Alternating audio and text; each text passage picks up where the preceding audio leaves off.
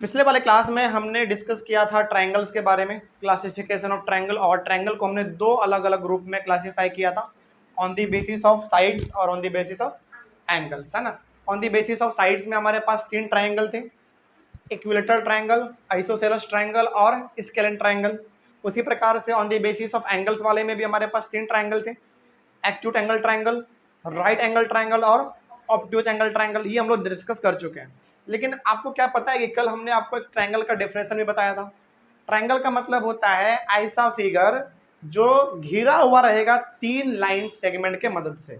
कहने हाँ, जैसे एग्जांपल देखिए, जैसे मान लीजिए कि ये हमारे पास एक फिगर है, तो क्या ये ट्रायंगल का एग्जांपल है? पहले तो ये बताइए।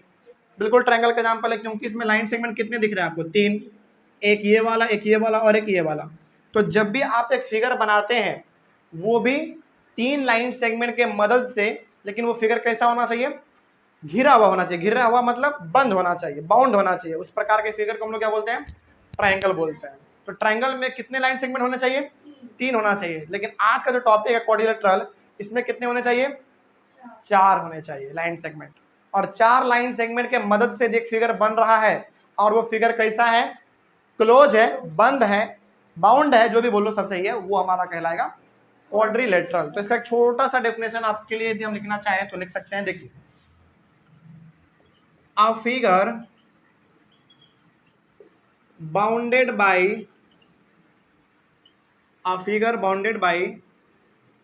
four line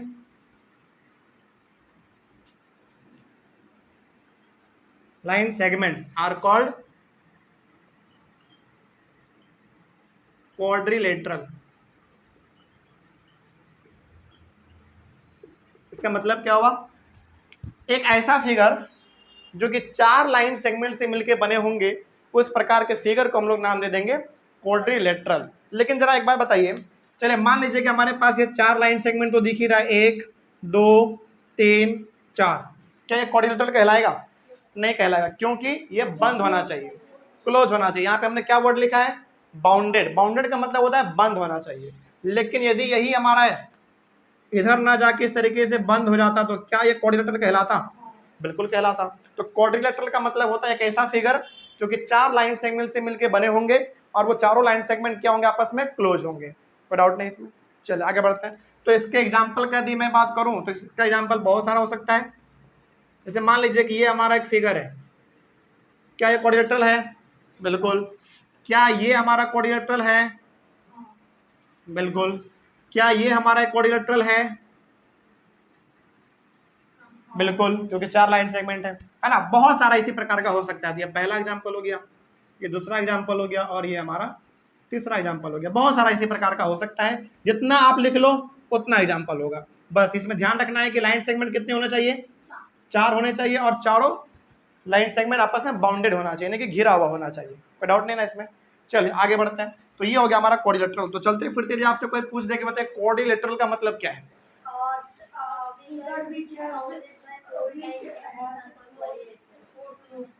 हाँ, सिंपल सा ऐसा फिगर जो कि बाउंडेड होंगे, वो भी चार लाइन सेगमेंट के मदद से, वो हमारा है क्वाड्रिलेटरल।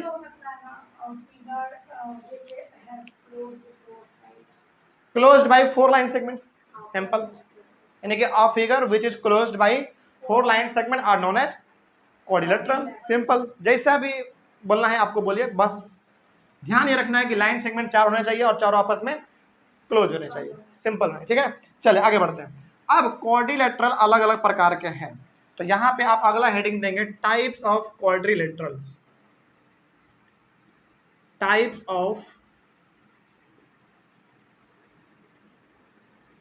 क्वाड्रिलेटरल्स। अलग अलग टाइप के हमारे पास क्वाड्रिलेटरल है, जिसमें से सबसे पहले हम लोग बात करने जा रहे हैं रेक्टेंगल के बारे में।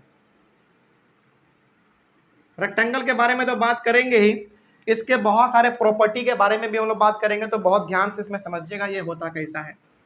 रेक्टेंगल कुछ इस प्रकार का होता है। इसका कुछ आप नाम दे दो, ए बी सी डी, कुछ भी आप नाम दे सकते हैं इसका। चले, इसमें ना आप कुछ बातें हैं जो कि आपको ध्यान से समझते चलना है। ए बी सी डी पहला तो क्या हमारा एक है रेक्टेंगल है, तो यहाँ पे आप लिखेंगे पहला कि A B C D is a rectangle. Rectangle का खास बात यह है, ध्यान रखिएगा, रेक्टेंगल का खास बात यह है कि जितना हमारा ये साइड होता है उतना ही हमारा ये साइड होता है। कहने का मतलब यदि ये 10 सेंटीमीटर है तो ये भी कितना होगा, 10 सेंटीमीटर होगा। बस अपोजिट साइड्स आर इक्वल। इन दोनों साइड को हम लोग क्या बोल देंगे, अपोजिट साइड बोल देंगे। अपोजिट साइड मतलब आमने सामने वाला। तो ये दोनों साइड आपस में क्या होते हैं, इक्वल होते हैं। उसी प्रकार से ये दोनों भी आपस में कैसे साइड होंगे, इक्वल साइड होंगे, यानी कि ये दोनों भी क्या ऐसे साइड, अपोजिट साइड। यानी कि ये इसके बराबर क्यों, क्योंकि अपोजिट है। ये इसके बराबर क्यों, क्योंकि ये भी अपोजिट है। तो इसमें पहला पॉइंट, सॉरी इसमें दूसरा पॉइंट लिखेंगे, अपोजिट साइड्स आर, हाँ अपोजिट साइड्स आर इक्वल। इसका सिंपल सा मतलब हुआ कि जितना ये उतना ही ये, उसी प्रकार से जितना ये उतना ही हमारा ये। अगला इसमें तीसरा पॉइंट लिखेंगे। अच्छा एक बात जरा बताइए, हमारा इसमें इस ए बी के अपोजिट कौन है, डी सी, यानी कि ये दोनों अपोजिट हैं आपस में।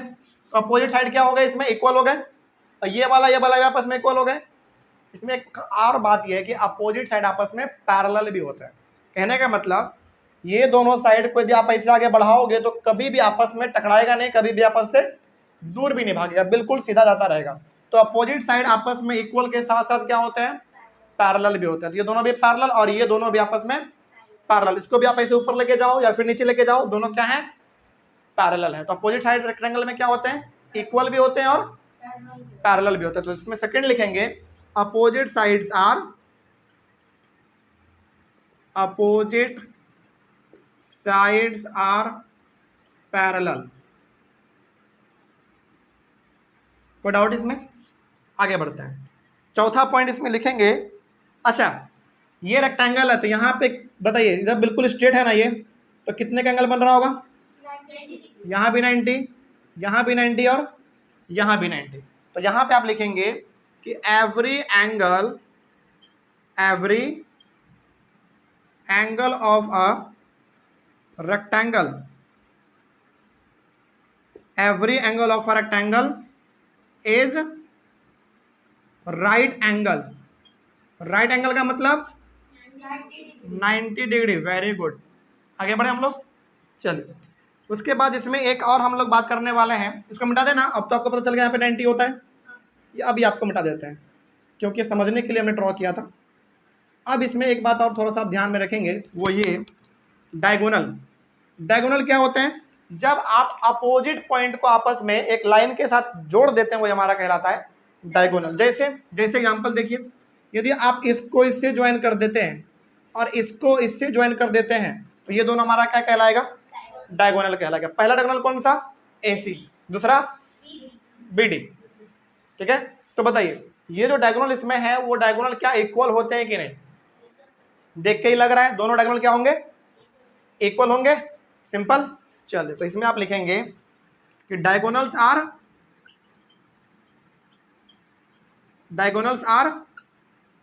इक्वल, यानी कि इसके जो डायगोनल होते हैं वो क्या होता है, आपस में इक्वल होते हैं। आगे बढ़े हम लोग। क्या अब आपको रेक्टेंगल पूरा समझ में आया, रेक्टेंगल में कहीं पे कोई डाउट होगा क्या, नहीं होगा। तो रेक्टेंगल के बारे में 1 2 3 4 पॉइंट, 5, ये 5 पॉइंट लिखना बहुत ज़्यादा इंपॉर्टेंट था। आगे बढ़ सकते हैं हम लोग। चलिए सेकेंड क्वाड्रिलेटरल हमारा है। अच्छा पहले बात तो ये बताइए कि क्या हमारा रेक्टेंगल एक क्वाड्रिलेटरल था, है क्या, क्यों है, 4 लाइन सेगमेंट है इसमें इसीलिए क्वाड्रिलेटरल है, सिंपल। अगला बढ़िए, अगला है स्क्वायर। स्क्वायर के बारे में जरा बात करते हैं। स्क्वायर का सबसे बड़ा खूबी ये है कि इसके चारों साइड आपस में क्या होते हैं, सेम होते हैं, यानी कि इक्वल होते हैं। तो आप ये इमेजिन करिए कि हमारा एक स्क्वायर है, तो ABCD हमारा एक स्क्वायर है। तो पहला पॉइंट तो आप इसमें यही लिखेंगे कि ABCD हमारा क्या है, एक ABCD इज अ स्क्वायर, ये एक हमारा स्क्वायर है। चलिए उसके बाद हाँ ऑल साइड्स आर इक्वल, तो इसमें आप ये लिखेंगे ऑल साइड्स आर इक्वल, यानी कि इसके हर साइड आपस में इक्वल होते हैं। यदि ये 10 सेंटीमीटर है तो ये भी 10 होगा, ये भी 10 होगा और ये भी 10 होगा। इसके सारे साइड क्या होता है आपस में इक्वल होते हैं। आगे बढ़े हम लोग। अच्छा, यदि सारे साइड आपस में इक्वल है तो क्या हम ये कह सकते हैं कि अपोजिट साइड आर इक्वल? सारे साइड तो इक्वल हैं ही, ये तो आपको पता ही है, यानी कि ये सब तो इक्वल है ही। तो क्या हम इसमें ये कह सकते हैं कि ये भी दोनों बराबर, ये दोनों भी बराबर, यानी कि अपोजिट साइड में क्या होते हैं इसमें इक्वल होते हैं। हालांकि चारों साइड तो इक्वल है ही, आपको पता है, लेकिन अपोजिट साइड के बारे में यदि बात करें वो भी तो इक्वल हुआ ना।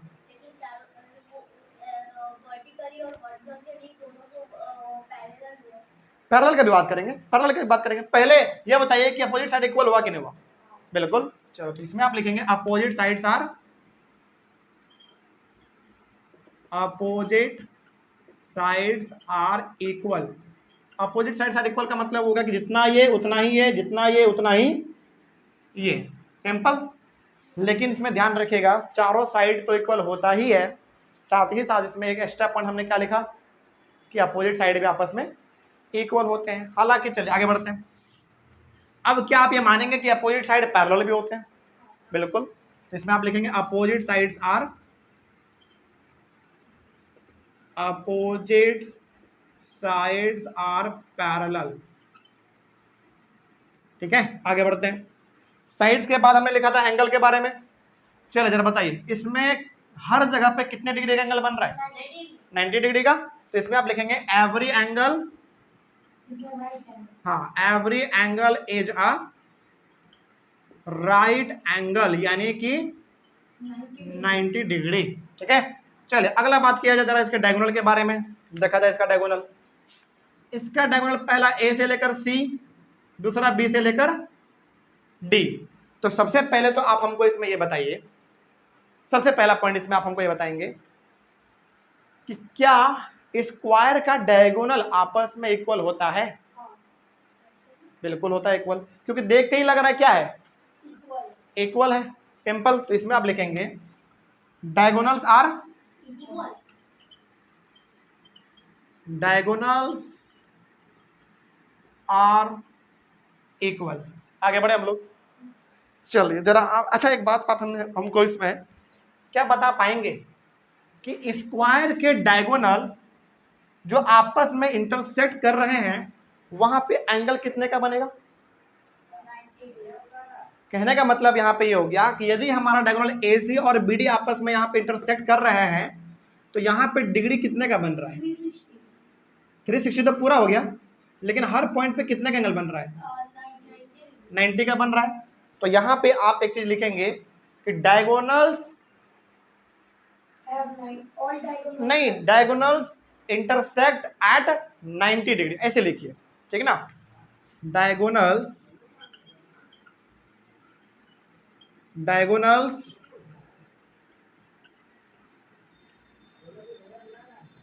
Intersect at 90। अच्छा, 90 डिग्री के बदले में हम लोग एक शब्द और क्या लिख सकते हैं? राइट एंगल या फिर परपेंडिकुलर, वो भी लिख सकते हैं ना। देखो, राइट एंगल लिखो, परपेंडिकुलर लिखो, या फिर 90 डिग्री लिखो, बात तो सेम ही है सबका। कहाँ पे?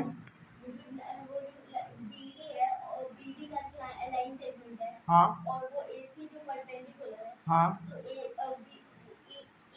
लाइन सेगमेंट DD के तो नीचे भी जा रहा है। तो क्या दिक्कत है? नीचे जा रहा है तो नीचे जाएगा, तो यहाँ पे 90 बनेगा, यहाँ पे बनेगा 90। ऊपर का बात करें तो यहाँ पे बन रहा है, यानी कि दोनों डायगोनल जहाँ पे आपस में इंटरसेक्ट कर रहे हैं, यानी कि जहाँ पे दोनों टकरा रहा है वहाँ पे कितने का एंगल बनता है? 90 डिग्री का एंगल बनता है। अच्छा, क्या इसमें वो चीज़ है? क्या आपको लगता है कि 90 डिग्री है ये नहीं, क्यों नहीं है? क्योंकि तिरछा लग रहा है। 90 का मतलब क्या था? बिल्कुल सीधा। तो आप इस पे ध्यान से देखेंगे तो ये लाइन हमारा क्या जा रहा है? बिल्कुल सीधा, ये वाला भी बिल्कुल सीधा। रेक्टेंगल में डायगोनल इक्वल तो होते हैं, डायगोनल उसमें भी इक्वल होते हैं, लेकिन इसमें इंटरसेक्ट 90 पे नहीं करते हैं, उसमें 90 पे इंटरसेक्ट करता है। हाँ, इसमें अपोजिट साइड क्या होते हैं? नहीं, इसमें अपोजिट साइड इक्वल के साथ पैरेलल भी, उसमें भी इक्वल के साथ पैरेलल। हाँ पूछो।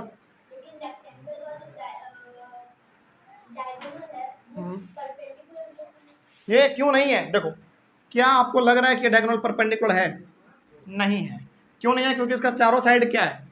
ये दोनों तो सेम है लेकिन ये दोनों अलग है, डिफरेंट है, इसीलिए इसका परपेंडिकुलर यहाँ पे नहीं बनता है। लेकिन ये चारों साइड इक्वल होने की वजह से यहाँ पे कितने का एंगल बनाएगा? 90 का बनाएगा। आगे बढ़े हम लोग। चलिए, तो ये हो गया हमारा स्क्वायर के बारे में। तीसरे नंबर में हम लोग बात करेंगे रोम्बस के बारे में। रोम्बस भी स्क्वायर के जैसा ही होता है। इसका थोड़ा सा डायग्राम देखा जाए। इसका डायग्राम थोड़ा सा कुछ ऐसा होता है, थोड़ा सा तिरछा बनाएंगे, ध्यान रखेंगे, ठीक ना। ए बी सी और डी। चलो एक मिनट रुक जाओ, इसको थोड़ा सा और अच्छे से कर देते हैं, थोड़ा सा और अच्छे से इसको बनाया जाए। रोम्बस के बारे में हम लोग बात करने जा रहे हैं।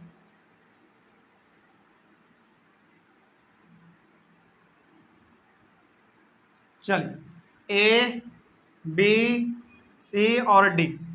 तो बताइए, सबसे पहली बात तो हमारा ए बी सी डी क्या हुआ? एक A B C D is a rhombus. All sides are equal. बिल्कुल, एक minute. All sides are equal. ध्यान रखेंगे कि रोम्बस के भी सारे साइड क्या होते हैं? इक्वल होते हैं। किसके जैसा? स्क्वायर के जैसा, ठीक है ना। चलिए आगे बढ़ते हैं। यदि हमारा चारों साइड इक्वल है, Opposite sides are also equal. Opposite side भी इक्वल हो जाएंगे। और यदि अपोजिट साइड इक्वल है तो अपोजिट साइड के साथ इक्वल के साथ क्या होगा? वो पैरेलल भी होगा, ठीक है ना। तो यहाँ पे आप लिखेंगे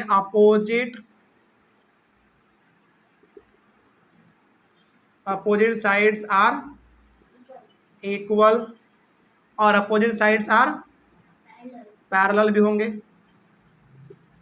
अपोजिट साइड्स आर पैरेलल। कहने का सिंपल सा मतलब है कि इसके चारों साइड आपस में इक्वल होते हैं, जिसके वजह से अपोजिट साइड भी इक्वल हो जाएंगे, ये दोनों और ये दोनों, और आपस में पैरेलल तो होंगे ही, ठीक है ना। अगला बात किया जाए इसके डायगोनल के बारे में जरा। अच्छा, यहाँ पे ना हम डायगोनल खींच रहे हैं, आप लोग बताइएगा क्या इसका डायगोनल आपस में इक्वल होंगे? लॉजिक लगा के बताइएगा, क्या इसके डायगोनल आपस में इक्वल लग रहे हैं क्या आपको? नहीं। क्यों? क्योंकि ये थोड़ा सा बड़ा है और ये छोटा है ना। तो इसमें आप लिखेंगे diagonals are not equal. Diagonals are not equal. देखो, डायगोनल तो इक्वल नहीं होते हैं इसके, लेकिन इसमें यदि आप ध्यान से देखेंगे ना तो डायगोनल इंटरसेक्ट कितने डिग्री पे करेगा? यहाँ पे 90 डिग्री पे। क्योंकि यहाँ पे आपको साफ दिख रहा है कि यदि ये सीधा लाइन है तो इसके ऊपर सीधा आ रहा है, या फिर ये सीधा है तो ये सीधा आ रहा है, यानी कि हर जगह पे यहाँ पे कितने एंगल बनता है? 90 डिग्री का एंगल बनता है यहाँ पे। तो आप यहाँ पे लिखेंगे diagonals intersect at 90 degree. Diagonals intersect at 90 degree. Simple है ना। तो क्या पहला क्वाड्रिलेटरल जो हमारा था, रेक्टेंगल, स्क्वायर और रोम्बस, क्या इन तीनों में डाउट आप लोगों को? आगे बढ़ सकते हैं हम लोग। चलिए नेक्स्ट, ऑनलाइन में बच्चे सबसे पहले आप लोग इसका स्क्रीनशॉट लीजिए और इसको अपने कॉपी में जल्दी से मेंशन करिए। चौथे नंबर के क्वाड्रिलेटरल पे हमारा आएगा पैरेललोग्राम, ठीक है ना। चलिए इसके बारे में बात किया जाए, मिटा दिया जाए ना इसको। नेक्स्ट चौथे नंबर में हेडिंग लिखिए पैरेललोग्राम।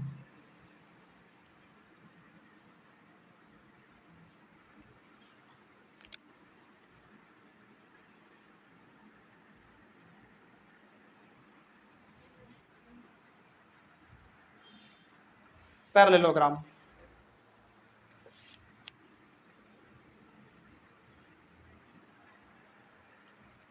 चौथा नंबर, पैरेललोग्राम, PARALLELOGRAM, पैरेललोग्राम। ये बड़ा सिंपल होता है। इसका पहले आप डायग्राम देखो। इसका डायग्राम कुछ इस प्रकार का होता है।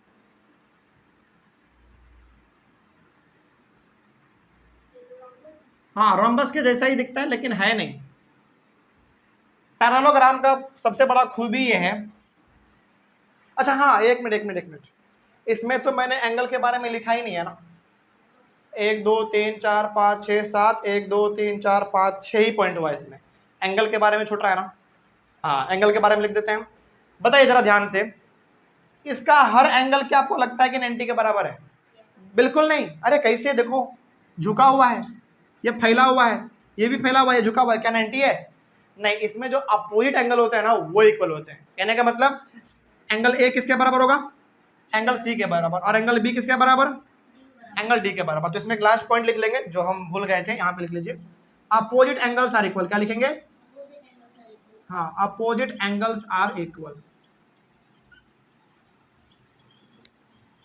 अपोजिट एंगल्स आर इक्वल का मतलब हो गया कि ए एंगल सी के बराबर है और बी एंगल डी के बराबर है। हो गया? चले आइए पैरेललोग्राम में आइए।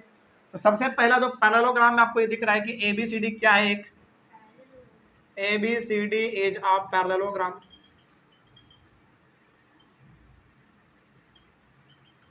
पैरेललोग्राम में पहला। दूसरा यदि हम लोग बात करें साइड्स के बारे में, तो इसके जो अपोजिट साइड होते हैं ना इक्वल होते हैं। अपोजिट साइड, ये इसके बराबर और ये इसके बराबर, तो लिखेंगे opposite sides are equal. Opposite sides are equal. उसके बाद अपोजिट साइड क्या पैरेलल भी होंगे? बिल्कुल होंगे। तो इसमें आप लिखेंगे opposite sides are parallel. Opposite sides are parallel. अगला, उसके बाद यदि हम लोग बात करें इसके एंगल के बारे में, एंगल का, तो क्या लगता है आपको कि इसका सारा एंगल इक्वल है? नहीं। तो कौन सा इक्वल होगा? Opposite angle. ए सी के बराबर हो जाएगा और बी डी के बराबर हो जाएगा। तो इसमें लिखेंगे आप opposite angles are equal. Opposite angles are equal. अब इसके बाद यदि हम लोग बात करें डायगोनल्स का, चलिए डायगोनल जरा खींच के दिखाते हैं और आप खुद बताएंगे कि क्या इसका डायगोनल इक्वल है। बिल्कुल, यानी कि इसका जो डायगोनल है वो बिल्कुल इक्वल नहीं है। तो आप इसमें लिखेंगे diagonals are not equal. Diagonals are not equal. आगे बढ़े हम लोग, यहां तक तो कोई समस्या नहीं आप लोगों को। चलिए उसके बाद चलिए हम आपसे एक सवाल पूछेंगे, अब आप लोग जवाब दीजिएगा। क्या पैरेललोग्राम का डायगोनल आपस में 90 के ऊपर इंटरसेक्ट करता है? ध्यान से डायग्राम को देखिए और बताइए। मतलब डायग्राम आपके पास कुछ इस प्रकार का है। चलो थोड़ा सा अलग बन गया और थोड़ा अच्छा सा बनाते हैं। कुछ इस प्रकार का है।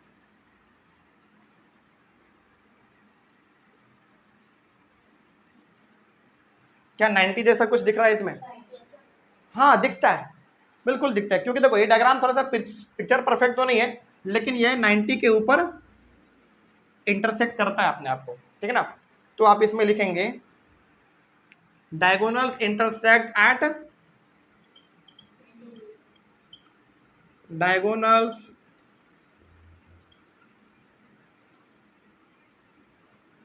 Intersect at 90 degree. चलिए यहाँ तक कोई दिक्कत, बात समझ आई है ना। चलिए आगे बढ़ा जाए। उसके बाद चौथे नंबर में जो कि हमारा सबसे लास्ट है, सॉरी 5वां नंबर, ट्रेपीजियम।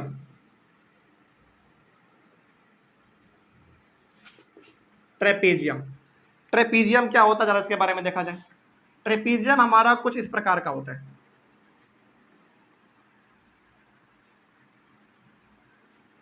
ए बी सी और डी। अच्छा ट्रेपीजियम ना कई बार ऐसा देगा आपके सामने या फिर कई बार ऐसा भी दे देता है, दोनों आपको पता होना चाहिए और दोनों सेम ही चीजें बताते हैं, ए बी सी और डी। ध्यान से देखेंगे इसमें होता क्या है। देखिए पहला बात तो आप इसमें लिखिए कि ए बी सी डी हमारा क्या है, एक ट्रेपीजियम है। A B C D trapezium है। उसके बाद अब यहाँ पे ध्यान से देखिए, क्या आपको लगता है कि ये वाला साइड और ये वाला साइड आपस में पैरेलल है? देखो पैरेलल है, पैरेलल का मतलब क्या हुआ, पैरेलल का मतलब सीधा जाता रहेगा, तो बिल्कुल पैरेलल तो है, लेकिन क्या इक्वल है, नहीं। तो इसमें आप लिखेंगे कि ए बी जो है वो किसके साथ पैरेलल है, सी डी के साथ। यानी अच्छा ये साइन किसका है बताओ, पैरेलल का है, तो ए बी जो है सी डी के साथ पैरेलल है, बट लेकिन क्या इक्वल है, बट नॉट इक्वल। क्या ये बात समझ आ रही है आपको? हाँ पैरेलल का लाइन थोड़ा सा टेढ़ा है, कोई दिक्कत नहीं, उसको टेढ़ा कर लो, क्या दिक्कत है, कुछ ऐसा होता है ना, हो गया। तो ए बी जो है सी डी के साथ पैरेलल तो है, लेकिन क्या इक्वल है, नहीं। क्यों नहीं इक्वल है, क्योंकि छोटा दिख रहा है और ये बड़ा दिख रहा है। ऋषभ ये छोटा और ये बड़ा है, तो क्या इक्वल हुआ, नहीं। चलिए अब थोड़ा सा इसके बारे में हम लोग बात करें, देखो ध्यान से। अब ए बी सी डी हमारा एक ट्रेपीजियम था, ये वाला और ये वाला भी क्या होंगे, आपस में पैरेलल होंगे लेकिन इक्वल नहीं होंगे। तो दो प्रकार का ट्रेपीजियम आपके सामने आएगा, पहला ये वाला और ये दोनों सेम ही चीज है, कोई दिक्कत नहीं है। तो ये वाला और ये वाला दोनों आपस में पैरेलल तो होते हैं लेकिन इक्वल नहीं होते हैं। अगला सवाल मेरा आपसे, क्या ये वाला ये दोनों, क्या फिर से सुनिएगा, क्या ये दोनों पैरेलल है, साइड ए डी और बी सी पैरेलल हम बोल रहे हैं, नहीं है। क्यों नहीं है, क्योंकि यदि आप इसको ऐसे आगे बढ़ाएंगे तो दोनों आगे जाके टकरा जाएगा। तो क्या टकराने वाला प्रॉपर्टी पैरेलल लाइन में होता है क्या, नहीं होता, तो ये हमारा पैरेलल नहीं होता है, सिंपल है ना। तो इसमें आप लिख दो कि A D and B C are not parallel. कोई दिक्कत इसमें, आगे बढ़े हम लोग, चलिए आगे बढ़ते हैं। उसके बाद यदि बात करें हम लोग इसके डायगोनल के बारे में, तो चलिए मान लेते हैं कि डायगोनल हमारा ये वाला है, ये और ये, क्या लगता है आपको डायगोनल इसके इक्वल होते हैं, नहीं। तो यहाँ पे लिख दो diagonals are not equal, diagonals are not equal. और जब इक्वल नहीं है तो ये तो कहीं से नहीं लग रहा है, या कहीं से नहीं लग रहा है कि ये दोनों आपस में 90 पे इंटरसेक्ट करेगा, लग रहा है क्या, नहीं लग रहा है, छोड़ो उसको। उसके बाद हाँ एंगल्स के बारे में बात करें तो क्या लगता है आपको, एंगल के अपोजिट एंगल आपस में इक्वल होंगे, नहीं। देखो क्यों नहीं, क्योंकि ये थोड़ा सा फैला हुआ है और ये पिचका हुआ है, तो क्या इक्वल होंगे, नहीं। तो आप इसमें लिखेंगे opposite angles are not equal, opposite angles are not equal, यानी कि अपोजिट एंगल इसमें इक्वल नहीं होते हैं, सिंपल है ना। चले, क्या यहाँ तक में कोई डाउट आप लोगों को, बातें सारी समझ में आई है? तो ये हो गया हमारा 5 अलग अलग प्रकार के क्वाड्रिलेटरल, उसका फिगर और उसका पूरा प्रॉपर्टी जो हमने यहाँ पे लिख दिया है, ठीक है। आगे बात करते हैं। अब आ जाइए आज के अपने सेकंड टॉपिक पे, जो कि है क्या, अच्छा हाँ पहले इसका ऑनलाइन बोले चाहिए, एक बार स्क्रीनशॉट लीजिए, जल्दी से स्क्रीनशॉट ले लीजिए जल्दी से, और इसको हम मिटाने वाले, मिटा दे पूरा। चलो उसके बाद आज का हमारा अगला टॉपिक है पॉलीगॉन। तो नया टॉपिक, हालांकि आज हमने पहले डिस्कस किया क्वाड्रिलेटरल के बारे में, क्वाड्रिलेटरल के बाद आज अब हम लोग बात करने वाले हैं पॉलीगॉन के बारे में।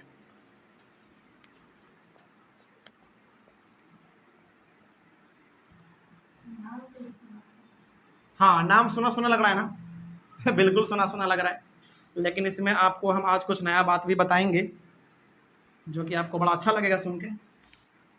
पॉलीगॉन अगला टॉपिक हमारा, और ये चैप्टर का सबसे लास्ट टॉपिक। पहले तो पॉलीगॉन होता क्या है जरा इसके बारे में देखिए।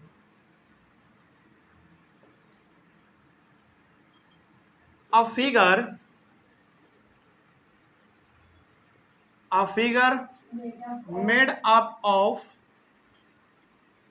three or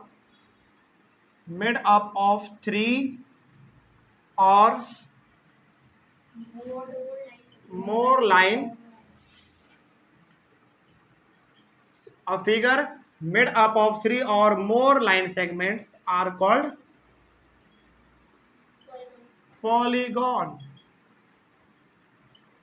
मतलब कि ऐसा फिगर जो या तो 3 लाइन सेगमेंट से मिलकर बने हैं या फिर 3 से ज्यादा, ठीक ना। इसका एग्जांपल देखिए, हाँ, ये इसका एग्जाम्पल बड़ा अच्छा है। इसमें सबसे पहले नंबर पे हमारा आता है, एग्जाम्पल मत करो, इसमें पहले नंबर पे हमारा आता है, पहले नंबर पे आता है इसमें हमारा ट्राइंगल। बताइए ट्राइंगल का यदि हम लोग बात करें इसका एग्जाम्पल, तो ट्राइंगल हमारा कुछ ऐसा बनता है कि नहीं? ट्राइंगल हमारा कुछ ऐसा बनता है। तो क्या ट्राइंगल में लाइन सेगमेंट कितने दिख रहे हैं आपको? 3 दिख रहे हैं। तो क्या ये हमारा पॉलीगॉन हुआ? बिल्कुल पॉलीगॉन हुआ। लेकिन ध्यान रखेंगे कि पॉलीगॉन हमारा एक ऐसा फिगर है जो कि केवल किससे मिलकर बने होने चाहिए? लाइन सेगमेंट से। लेकिन लाइन सेगमेंट भी क्या होने चाहिए? आपस में बाउंड होना चाहिए, यानी कि बंद होना चाहिए। तो ये हमारा पहला एग्जाम्पल हो गया ट्राइंगल। अच्छा, फिर आपके मन में सवाल नहीं आया कि सर 3 लाइन सेगमेंट से हम लोग स्टार्ट क्यों करेंगे, 2 से क्यों नहीं करेंगे? क्योंकि 2 लाइन सेगमेंट से कभी भी एक क्लोज फिगर नहीं बन सकता। जैसे मान लीजिए आपके पास ये एक लाइन सेगमेंट है और ये एक लाइन सेगमेंट है, क्या इससे कोई क्लोज फिगर बन सकता है क्या? नहीं। तो क्लोज फिगर बनाने के लिए कम से कम आपके पास कितने लाइन सेगमेंट होने चाहिए? 3 होना चाहिए, तभी बनेगा। और सबसे पहला हमारा कौन सा हो जाएगा? ट्रायंगल। और समझ आ रही है? चल आगे बढ़ते हैं। यानी कि 2 लाइन सेगमेंट से आप किसी प्रकार का बंद यानी कि क्लोज फिगर आप नहीं बना सकते हैं। तो क्लोज फिगर बनाने के लिए सबसे पहले कम से कम कितना लाइन होना चाहिए आपके पास? 3 होना चाहिए। ऐसे ऐसे और ऐसे तो होना चाहिए। कैसे? ऐसे, ऐसे और नहीं, उसके क्लोज में लाइन बना दीजिए। ऐसे? ये क्लोज नहीं हुआ ना, ये तो खुला हुआ है। नहीं, जैसे बताओ। ऐसे करके और ऐसे। अच्छा, आप कह रहे हैं कि ऐसे करके और ऐसे। अच्छा देखो, ये तो हमारा लाइन सेगमेंट हो गया। क्या ये लाइन सेगमेंट हुआ? लाइन सेगमेंट स्ट्रेट होता है ना। तो कहने का मतलब आप 2 लाइन सेगमेंट से कभी भी एक क्लोज फिगर नहीं बना सकते हैं। तो पहला बात, क्लोज फिगर बनाने के लिए आपके पास कम से कम लाइन सेगमेंट कितना होना चाहिए? 3 होना चाहिए। और उसमें सबसे पहला जो हमारा क्लोज फिगर बनेगा उसका नाम क्या होगा? ट्रायंगल। और चौथा क्या होना चाहिए बताओ? क्वाड्रिलेटरल। बिल्कुल, क्योंकि 4 लाइन सेगमेंट से जो बनता है उसको क्या बोलते हैं? क्वाड्रिलेटरल बोलते हैं। Very good. तो आपने सही बोला। दूसरा हमारा होता है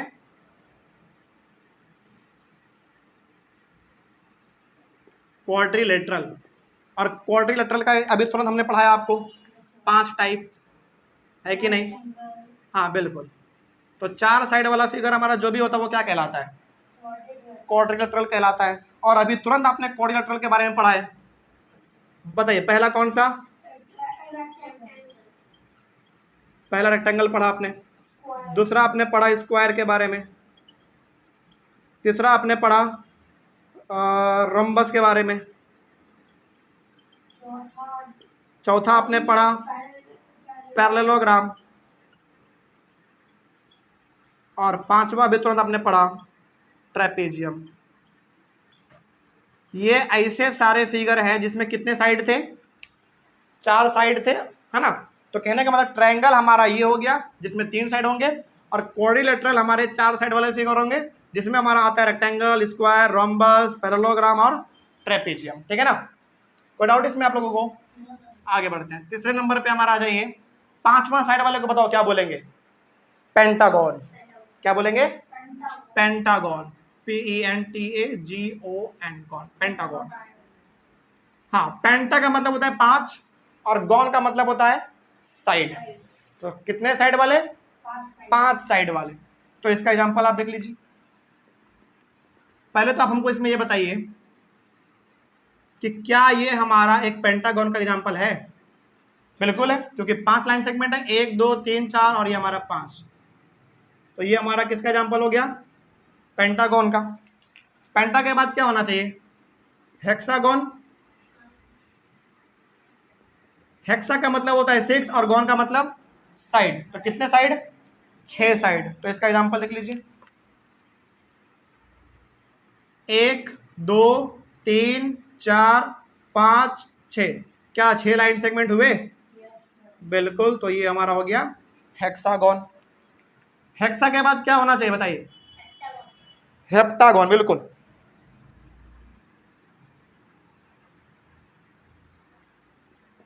हेप्टागन। और हेप्टा का मतलब होता है 7 और गॉन का मतलब साइड। तो 7 साइड। तो 1 2 3 4 5 6 और ये हमारा लास्ट 7। क्या 7 लाइन सेगमेंट हुए इसमें? ये टेढ़ा है तो सीधा कर लो। तो 7 लाइन सेगमेंट वाले को हम लोग बोलते हैं हेप्टागोन, ठीक है ना। उसके बाद आइए 6 नंबर में हमारा हेप्टा के बाद क्या होना चाहिए? ऑक्टागोन। ऑक्टागोन।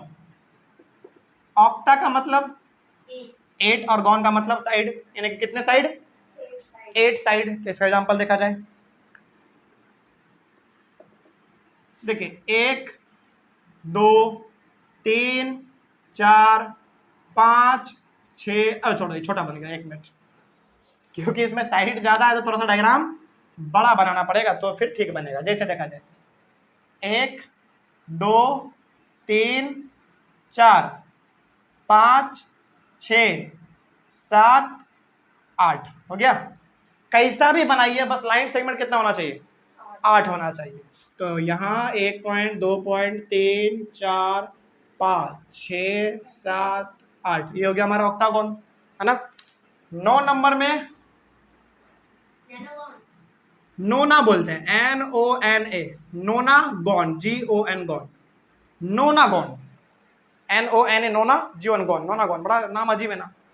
चलिए, नोना का मतलब क्या होता है? 9, और गॉन का मतलब साइड। तो 9 साइड, इसमें 9 साइड वाला बनाइए। जैसे 1 2 3, ओहो ज्यादा बड़ा हो गया, 1 मिनट, 1 2 3 4 5 6 7 8 और ये लास्ट 9।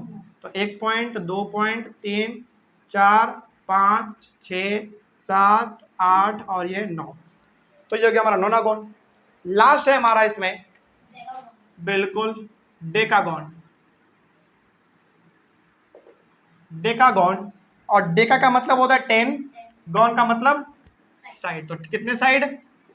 10 साइड। तो चलिए बनाया जाए, 1 2 3 4 5 6 7 8 9 10 पॉइंट बना लीजिए। कैसा भी डायग्राम बनाइए बस लाइन सेगमेंट से मिलके बना होना चाहिए बस। तो ये हो गया हमारा डेकागोन, 10 साइड वाले, है ना। नहीं नहीं नहीं, 10 के बाद आपको नहीं पढ़ना है, उतना काफी है। क्लास 10 तक आपको 10 तक ही करना है, उसके आगे नहीं। चलिए, इसका पहले ऑनलाइन में बच्चे आप लोग स्क्रीनशॉट लीजिए। तो क्या अब आपको पॉलीगॉन भी समझ में आ गया? तो पॉलीगॉन का सिंपल सा मतलब होता है ऐसा फिगर जो कि 3 या 3 से ज्यादा लाइन सेगमेंट से मिलकर बने होंगे, वो हमारा कहलाएगा पॉलीगॉन। पहला इसमें होता है triangle, quadrilateral, pentagon, hexagon, heptagon, octagon, नोनागन और डेकागन। बस सिंपल है ना। चलिए ऑनलाइन में बच्चे इसका स्क्रीनशॉट लीजिए जल्दी से, और इसको अपने कॉपी में जल्दी से मेंशन कर लीजिए। अब मेरे बातों को थोड़ा सा 1 मिनट आप समझिए पहले ध्यान से। इस चैप्टर में जितने सारे नए नए कॉन्सेप्ट थे उन सभी को हम लोगों ने डिस्कस कर लिया है ना। अब इस कॉन्सेप्ट का इस्तेमाल करके आप अपने बुक के क्वेश्चन को बनाइए। जिस भी प्रकार के आप बुक को बनाते हैं उसको बनाइए। मेरा दावा है कि आपसे सवाल बन जाएगा, 90% तो ऐसे बन जाएगा। 10% में कोई भी डाउट आए आप लोग क्लास में आके पूछेगा और आप लोग कमेंट कर दीजिएगा, है ना। लेकिन जितने सारे भी कॉन्सेप्ट इसमें थे, जैसे घड़ी वाला कॉन्सेप्ट, ट्रायंगल वाला कॉन्सेप्ट, क्वाड्रिलेटरल वाला, पेंटागन वाला, ये सब का सब हमने आपको बता दिया है। कहीं पे दिक्कत हो तो क्लास में आके पूछ लेंगे आप लोग, और ऑनलाइन में बच्चे आप लोग कमेंट कर दीजिएगा। तो क्या इस तरीके से हमारा ये चैप्टर अंडरस्टैंडिंग एलिमेंट्री से अब कंप्लीट समझा जाए? चलो, तो हम लोग मिलेंगे अपने अगले क्लास में एक नए चैप्टर के साथ और एक नई शुरुआत के साथ। कहीं पे किसी क्वेश्चन में कोई डाउट रहे तो आप लोग कमेंट कीजिएगा। हम लोग मिलेंगे अपने अगले क्लास में। Thank you very much and have a nice day.